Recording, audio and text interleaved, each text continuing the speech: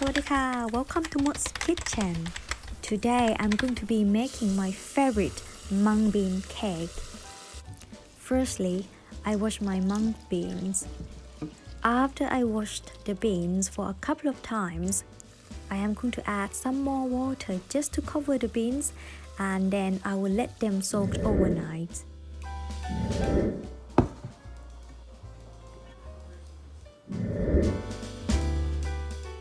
These are the beans after we have soaked them overnight.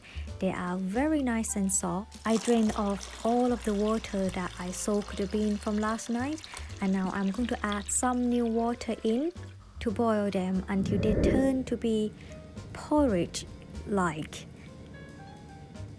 And now I'll just leave it to cool down. After the beans cool down, I blend all the beans in together until it becomes smooth, like smoothie texture. This is what we are looking for.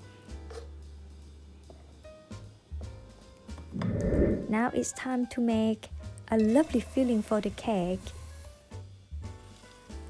I am using medium to low heat for this because I don't want anything to get burned, and that's going to be a nightmare. After we have put all of the blended beans in the pan, we will have to make sure that we keep stirring it all the time so then it won't get burned. How can I tell when my filling is ready? Look at this bit. When it came off the pan, that is when it's ready. We can also notice that it doesn't get stuck to the pan anymore. It doesn't get messy either. So here we go, it's ready. I'll let this to cool down now. Next, I am going to make pastry for this cake. I melt coconut milk and palm sugar together.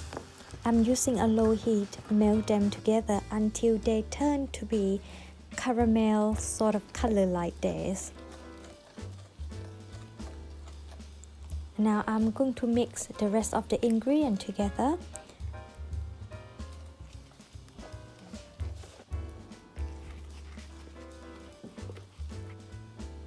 After everything mixed well together, we will have the pastry like this. It does look a bit sticky, but this is perfect. This is what we want. I am going to make a ball of this.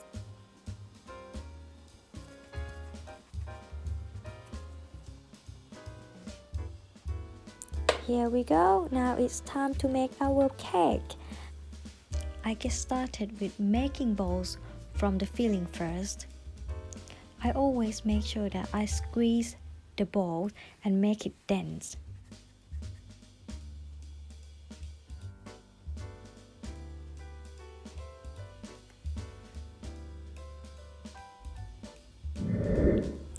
Next, I am going to make a ball of my pastry.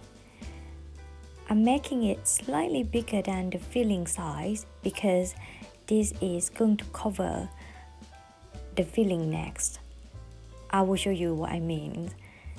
I'm flattening the ball now so then we can put the filling in the middle of the pastry.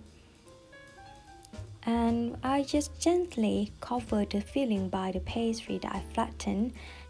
After the filling is fully covered by the pastry, I'm rolling everything together in my hand again just to make a ball, and I make sure that it's nice and smooth before I let it rest and carry on the rest of my pastry and the filling.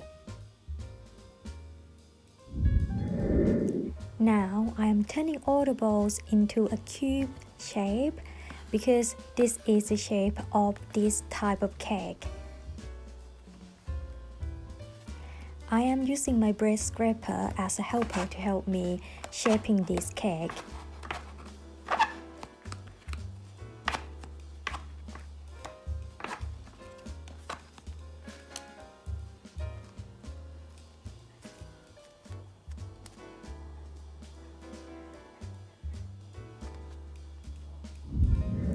Now it's time to turn all of the cubes to be golden brown and beautiful. I am using a very low heat here because I don't want to burn my cake. It took me about 50 seconds to cook one side and then I can turn it over to the rest. I will make sure that every single side of the cake is cooked. So we have to keep turning it over again and again until every single side of the cake is cooked.